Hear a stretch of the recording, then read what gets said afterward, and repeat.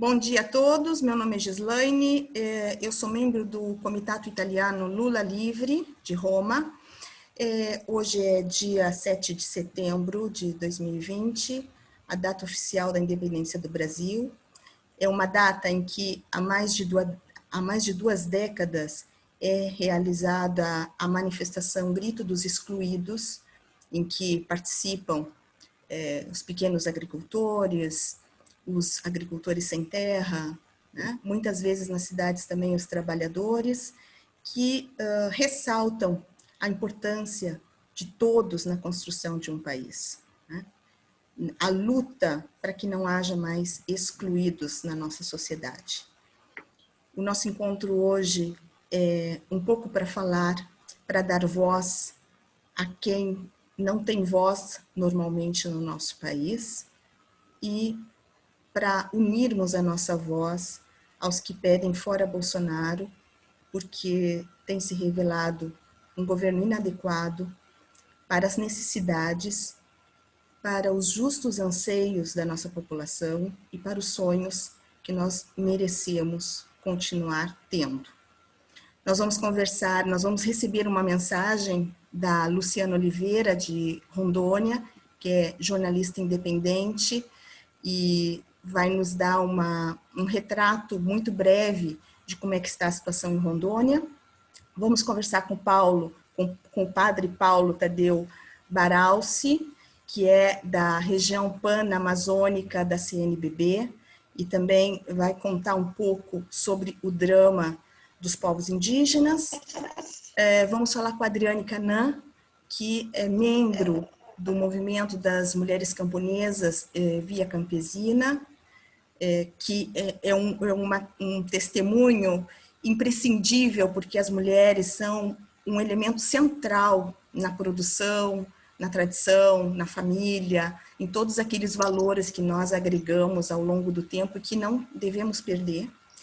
E, por fim, nós vamos conversar com o Giovanni Pandolfini, que é agricultor agroecológico, pequeno agricultor da Toscana, na Itália, membro da rede de pequenos agricultores agroecológicos da Itália e membro da Associação Amigos do Movimento Sem Terra do Brasil. E vai compartilhar um pouco também as suas ideias e as suas impressões, né, sobre aquilo que nós devemos fazer diante de um mundo que está realmente em crise ecológica e em crise de modelo de desenvolvimento. Eu vou fazer, então, a transmissão da mensagem da Luciana e vou fazer uma breve síntese em italiano para os amigos que não compreendem o português e depois vou passar a palavra para o padre Paulo Tadeu. Vamos ver se eu consigo fazer o que eu preciso, que é compartilhar.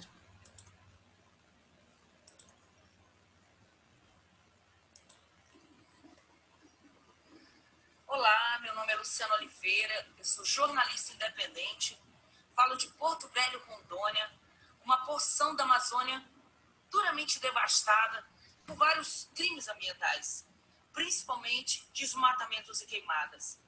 Crimes que afetam não só o meio ambiente, mas os povos indígenas, os povos originários, ribeirinhas e quilombolas, sobretudo os povos indígenas. Sim, é um pedido de socorro, é um pedido de olhar amoroso para a Amazônia, com foco especial nesses povos indígenas que tem esse governo como um inimigo. Desde a posse de Jair Bolsonaro, a situação piorou muito para quem vive na Amazônia e principalmente para esses povos que o governo simplesmente despreza.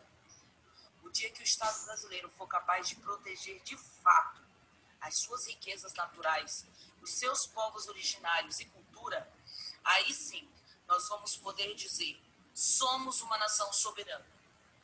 Beijo grande para vocês e muito obrigada. Allora, Luciana ha lanciato, no, questo appello sulla nostra sovranità, una sovranità che si basa sulla condivisione. Non possiamo essere e considerarci sovrani se non sappiamo rispettare tutti i popoli che compongono, che insieme sono il popolo brasiliano, no?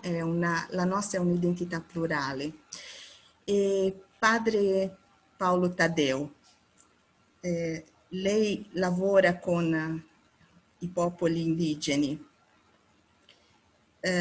Passo al portuguese per fare la domanda e poi faccio il riassunto.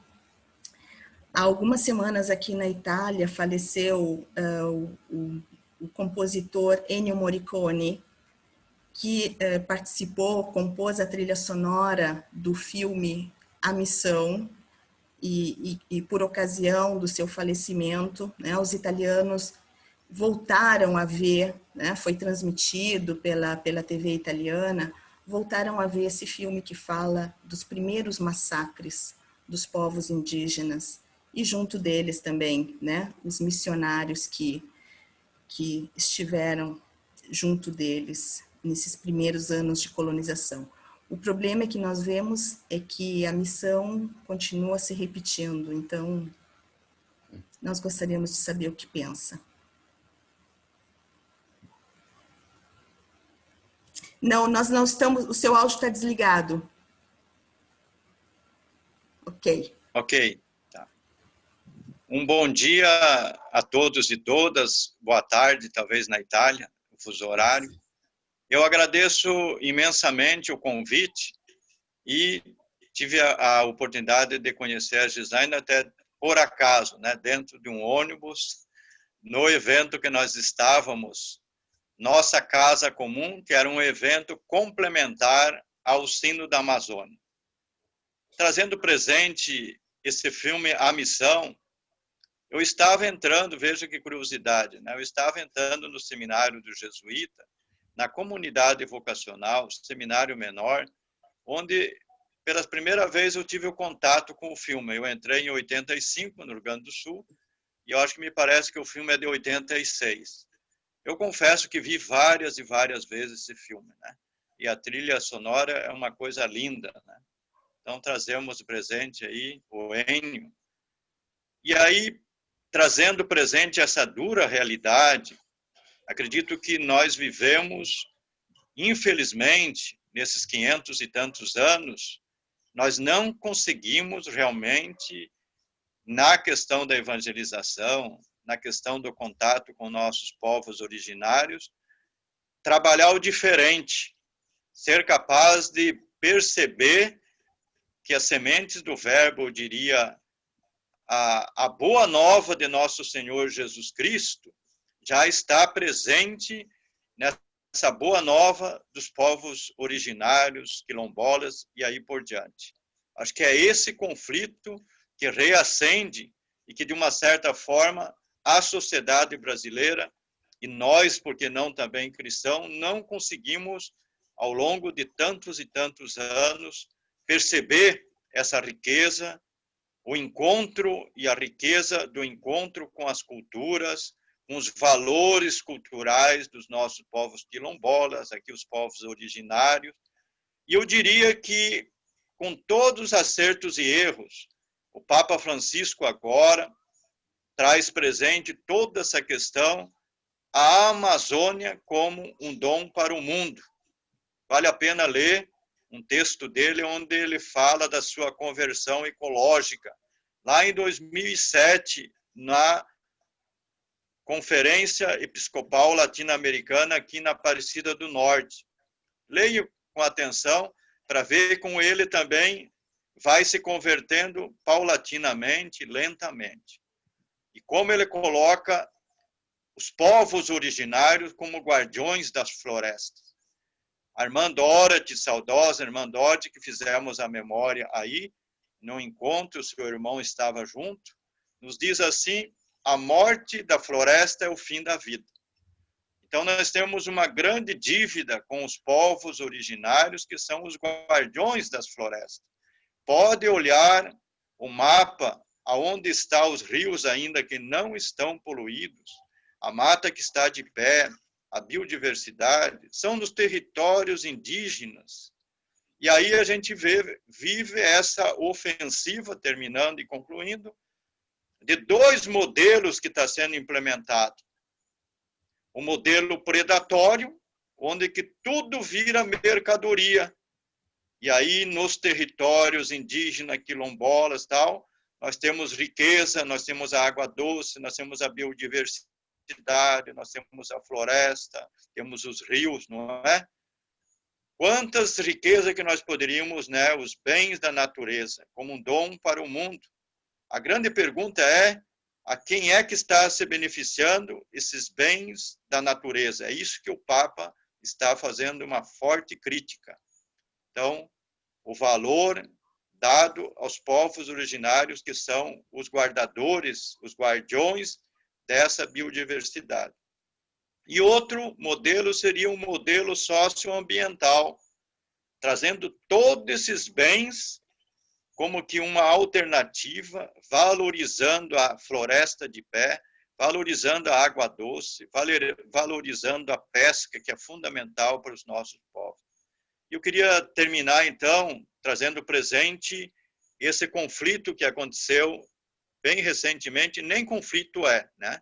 Então, simplesmente dizendo assim, a senhora que é lá da aldeia nos diz assim, toda a aldeia de São José de la Fronteira, localizada no município boliviano de São Matias, estava dolorida.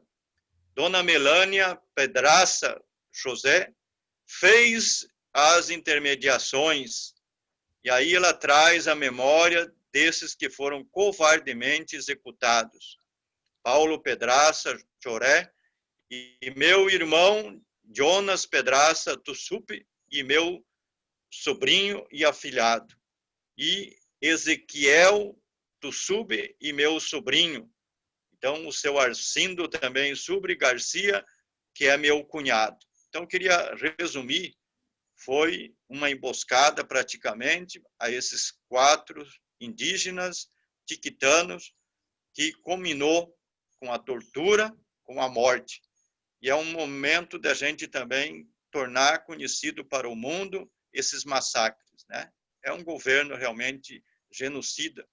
É um mal para toda a humanidade também que nós estamos vivendo.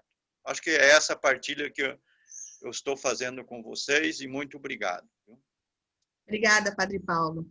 Allora, riassumo un attimo quello che ha detto Padre Paolo. Siamo partiti dal film The Mission, che è noto, no, per la collana sonora di Ennio Morricone e Robert De Niro come missionario, che recentemente in Italia è stato visto più volte. E in questo film succede purtroppo un fatto che ancora oggi accade. Infatti questa condivisione di Padre Paolo finisce proprio con un recente massacro, 4 indigeni del popolo cichitano che sono stati uccisi per mano dello Stato. E quindi sono 500 anni che questo accade. Sono 500 anni, Padre Paolo ha voluto sottolineare che non capiamo quanto la ricchezza e la diversità siano un elemento importantissimo, sia già un segno di Dio che è presente in questi popoli, che dobbiamo valorizzare, con cui dobbiamo convivere, rispettarci reciprocamente. E poi ha fatto una critica al modello predatorio di utilizzo delle risorse naturali e ha enfatizzato come, se guardiamo la mappa del Brasile, vediamo che i fiumi che sono ancora incontaminati coincidono esattamente con quelli che sono all'interno dei territori indigeni, che sono tuttora i veri guardiani della foresta, della nostra biodiversità e probabilmente del nostro futuro. Passo la parola a Adriane, parlo em portuguese, e Adriane, gostaria de ouvir você, então, do ponto de vista das mulheres, né? Eu acho que é importante a gente ressaltar que o nosso planeta é o planeta Terra. A Terra é um nome feminino, é um nome que está ligado à fecundidade, né, que está ligado aos frutos, aquilo que sacia, mas também aquilo que é explorado, né? O corpo das mulheres é explorado, mas a nossa terra também é explorada. Então, o que que as mulheres, né? Por que um movimento de mulheres camponesas e por que a centralidade das mulheres no campo? Que bom estar com vocês. Bom dia ao padre que está conosco, lá da Amazônia. E buonasera aos italianos que nos acompanham. Obrigada pelo convite ao Comitê Italiano Lula Livre, em nome do Movimento de Mulheres Camponesas, em nome da Via Campesina brasileira, né?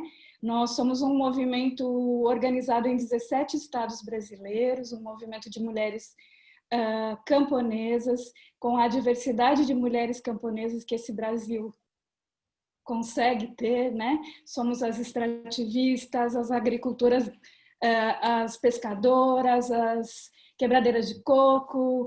Somos muito diversas nos 17 estados brasileiros onde estamos organizadas e também com sementes plantadas nos outros estados.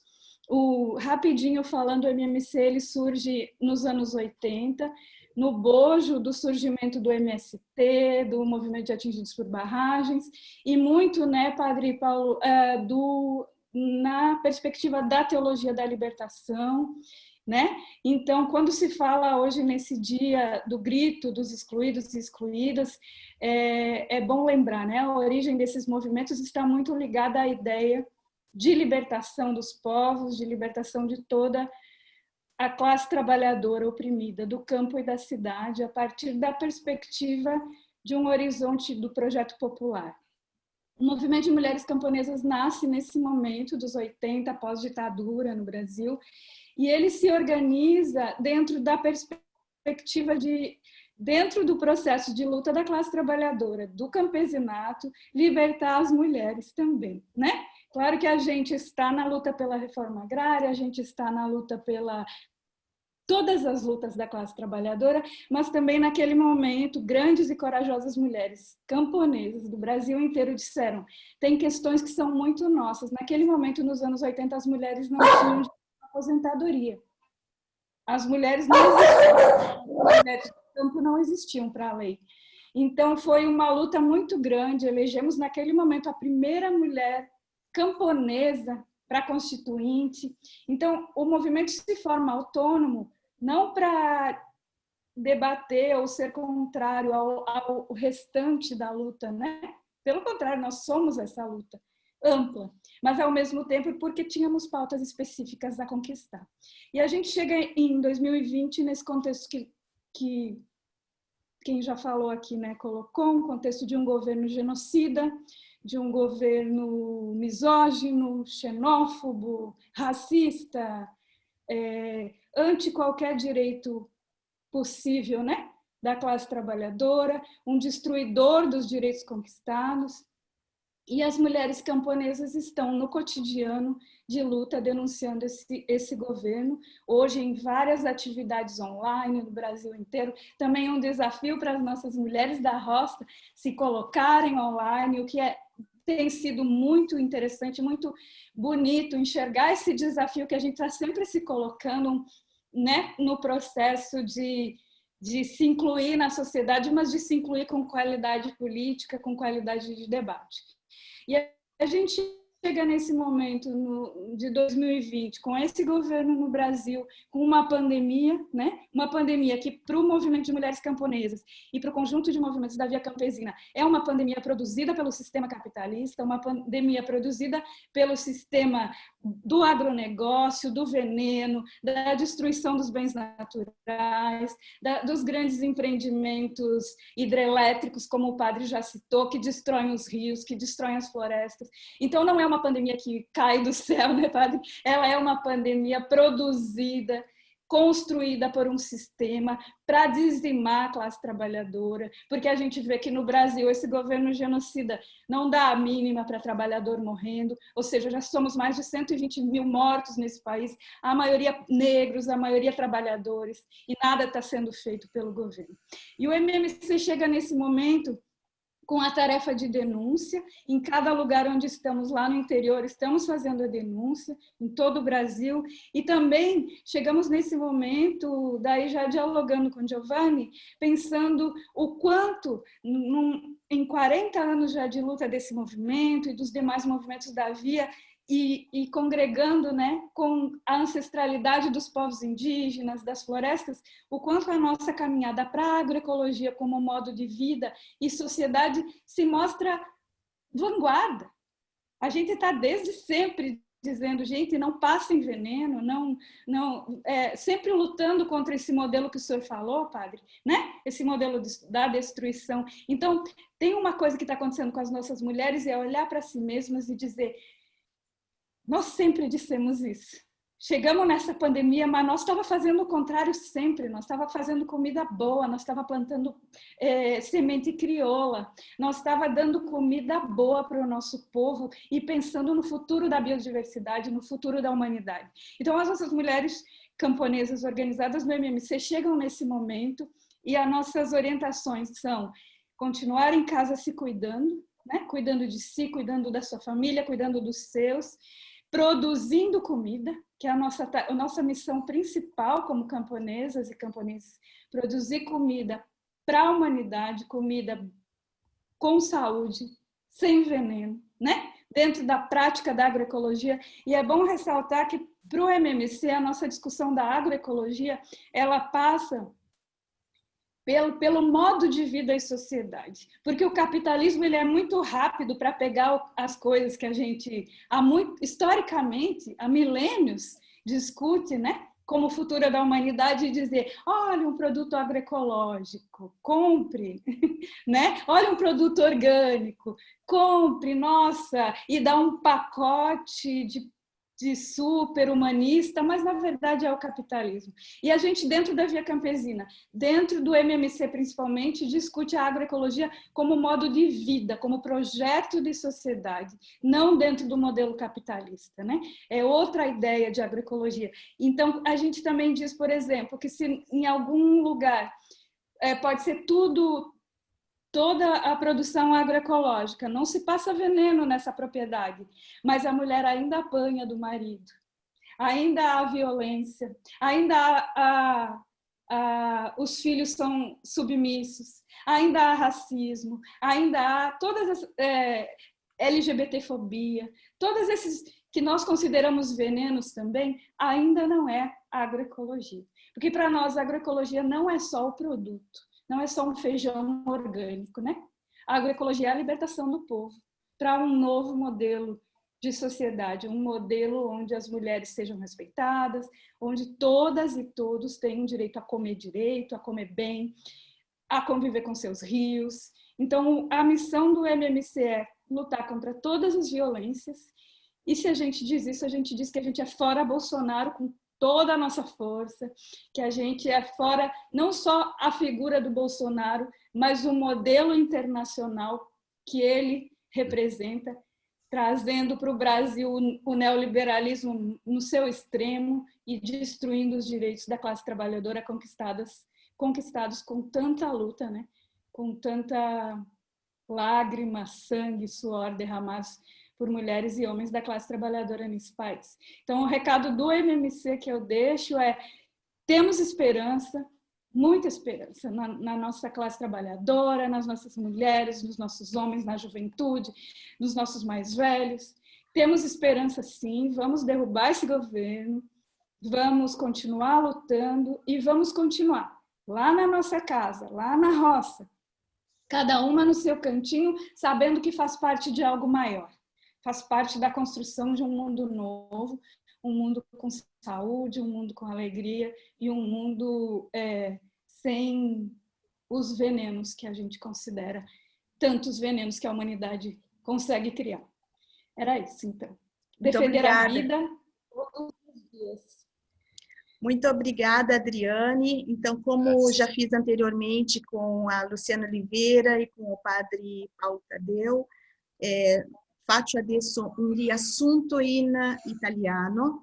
Il contributo di Adriana è stato molto ricco perché ha parlato della nascita di questo movimento di donne campesine che nasce alla fine della dittatura brasiliana insieme con altri movimenti di lavoratori del campo e della città che chiedevano più diritti, e parla di questa pandemia, no? Fa un grande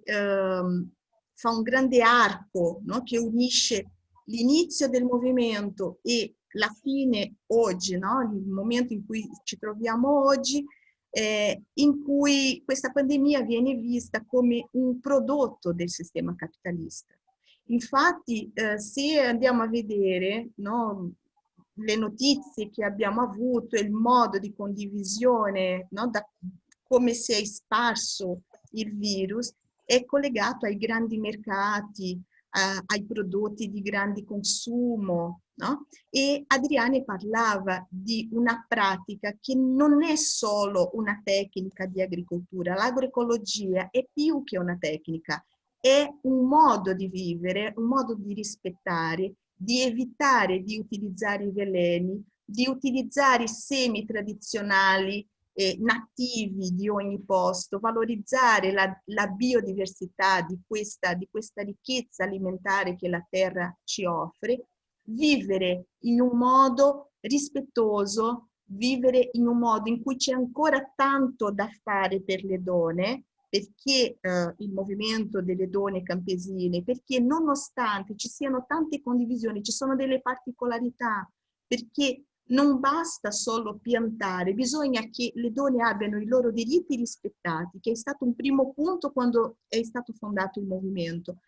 Far valere i diritti delle donne contadine che lavoravano la terra e poi rispettare anche i diritti come persona, perché c'è ancora violenza in famiglia, c'è ancora casi di discriminazione, ci sono casi di discriminazione, quindi bisogna ampliare un po' tutto il discorso partendo dalla terra, ma arrivando anche alle specificità che sono quelle delle donne, che sono all'interno, ma sono anche parte, perché se non riusciamo a riconoscere l'importanza della donna in questo rapporto di lavoro e nel rapporto con la terra, non riusciamo a fare un discorso veramente integrato e integrale.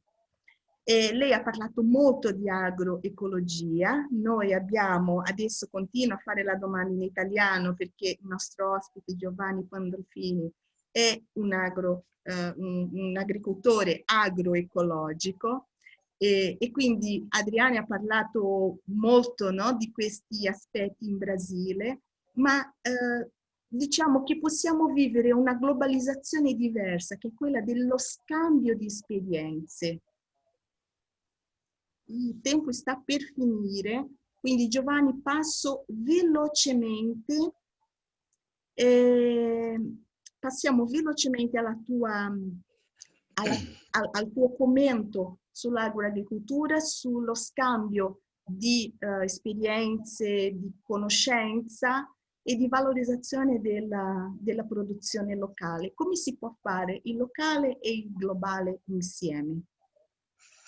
Ma intanto grazie a tutti, a voi che avete organizzato questo incontro e grazie a chi ha la pazienza di ascoltarci.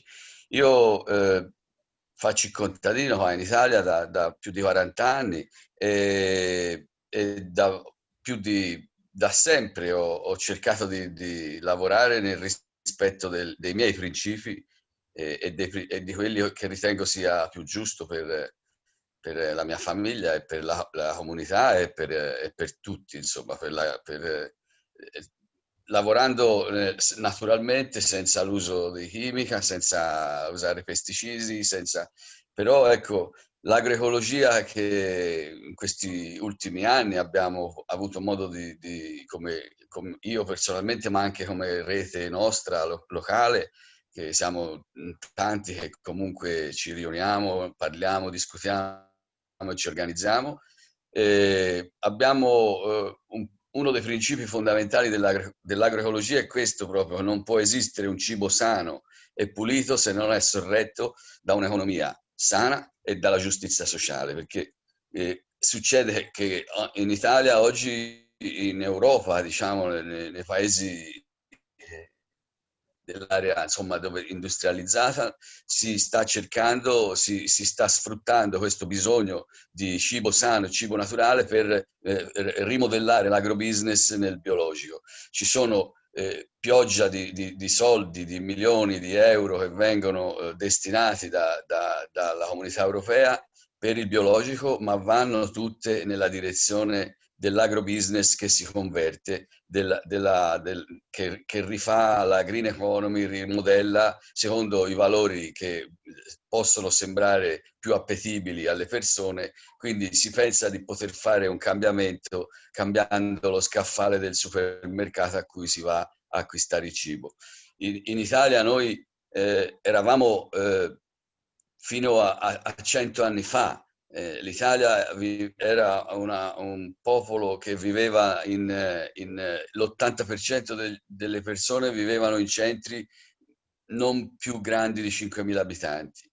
Oggi viviamo tutti in città, viviamo tutti nelle città, l'80% delle persone vivono nelle città, nelle grandi città, e hanno perso completamente la dimensione dell'origine del cibo, della comunità e di come si può in qualche maniera ottenere il cibo localmente in maniera sana. Tutto si rivolge alla catena industriale e tutto passa da lì. Anche con l'emergenza che c'è stata ultimamente per via del Covid, sono stati chiusi i mercati contadini come i nostri che stiamo auto-organizzando e le persone sono state costrette ad andare ad acquistare alla grande distribuzione, facendo passare il paradigma che grande distribuzione uguale sicurezza. Noi ci stiamo ribellando, stiamo cercando di organizzarci in questo modo, stiamo cercando di costruire un senso politico, una legittimità alla nostra attività, e per questo ci è molto utile, molto importante anche la conoscenza e l'esperienza che abbiamo avuto con il Movimento Senterra e con altri movimenti che esistono nel mondo, dove appunto si vede che esistono dei piccoli fuochi accesi di speranza che passano verso la vera democrazia, ci sono dai curdi a tantissime altre realtà nel mondo dove appunto un discorso ecologico, femminista, di costruzione di una società diversa, ce la possiamo immaginare, la possiamo realizzare attraverso le nostre azioni e la nostra lotta. Quindi noi credo che chi fa agricoltura contadina agroecologica oggi in Italia siamo veramente pochi e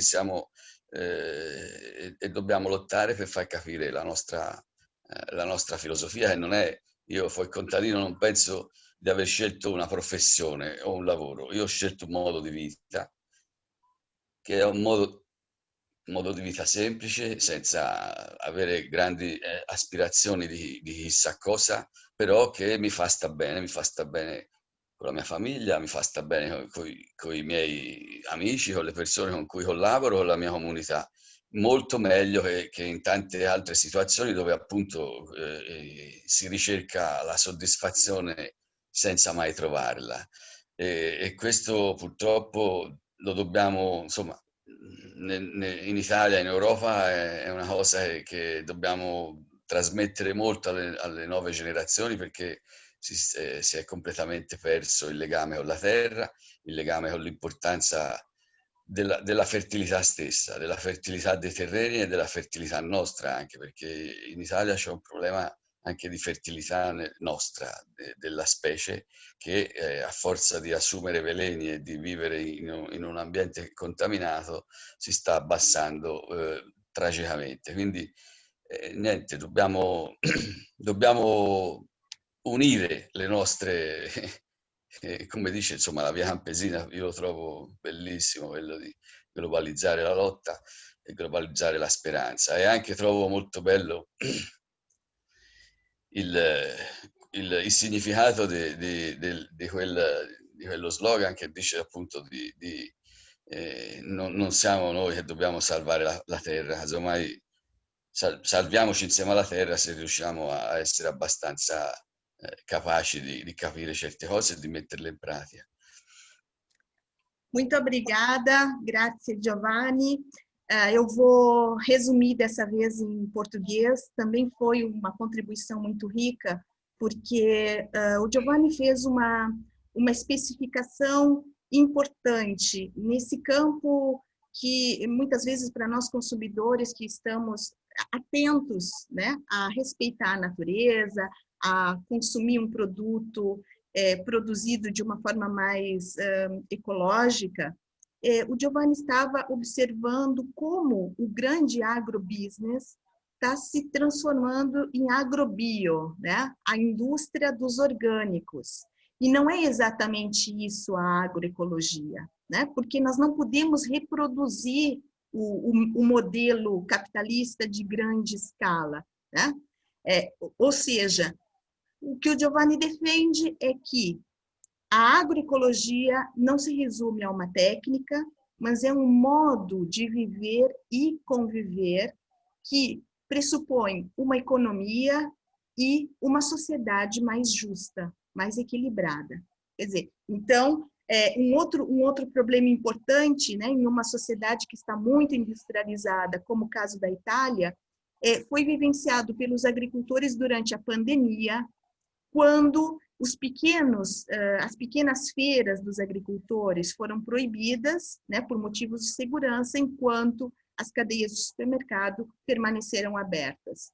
E daí se transmite a ideia de que aquilo que é grande é mais seguro, né, e que basta colocar algumas prateleiras no supermercado com produtos orgânicos e nós resolvemos o problema. Na verdade, nós precisamos de uma resposta mais complexa. Embora a gente considere que o mundo da agricultura, o mundo camponês seja um mundo mais simples, na verdade, nós estamos falando aqui de complexidades, né? De complexidades que façam com que a gente não banalize algumas formas de produção, como se bastasse não colocar um veneno para que isso alterasse a economia, o equilíbrio, os direitos dos trabalhadores, né? E o Giovanni concluiu ressaltando, retornando a esse conceito, né? Quando ele escolheu ser um pequeno agricultor, um camponês, ele não escolheu uma profissão, mas ele escolheu um modo de viver. E como se diz, né, um ditado, nós não precisamos salvar a terra, mas nós precisamos tentar nos salvar com a terra, se nós formos capazes de respeitar a natureza. Então, concluindo, o Comitato Italiano Lula Livre agradece mais uma vez. Todos, né, os nossos convidados ressaltaram, né, essa palavra importantíssima que é a esperança. Nós temos certeza, né, todos temos certeza de que nós podemos construir um mundo melhor, de que nós podemos superar os problemas, de que nós podemos ter o conhecimento necessário. E o conhecimento aqui não é só um conhecimento formal, mas é o conhecimento que passa de geração em geração, é o conhecimento experiencial, é o conhecimento da observação, né, que nos permite ter uma visão global dos fenômenos. Nós podemos fazer isso, nós podemos todos, e a classe trabalhadora pode, se ela tiver a oportunidade. Então, a luta vale a pena. Direitos, justiça social, respeito. A vida em primeiro lugar é o tema do grito dos excluídos que estamos vivendo hoje no Brasil. A vida em primeiro lugar. A vida em primeiro lugar, e é assim que nós vamos poder ter um país e ter um mundo para o futuro. Então, não vamos desanimar, vamos seguir firmes fora Bolsonaro. Liberdade, né, e direitos, respeito, justiça e vida para todos. Muitíssimo obrigada. Gislaine, o Giovanni puxou o grito da Via Campesina Global, né, da Via Internacional, que é globalizemos a luta, globalizemos a esperança. Exatamente, muito obrigada. A esperança no ar nesse dia. Viva o povo trabalhador. Viva! Viva todos os povos. Viva! Viva! Obrigada mais uma vez. Até a próxima. E fora Bolsonaro. Até a próxima. Até a próxima. Tá.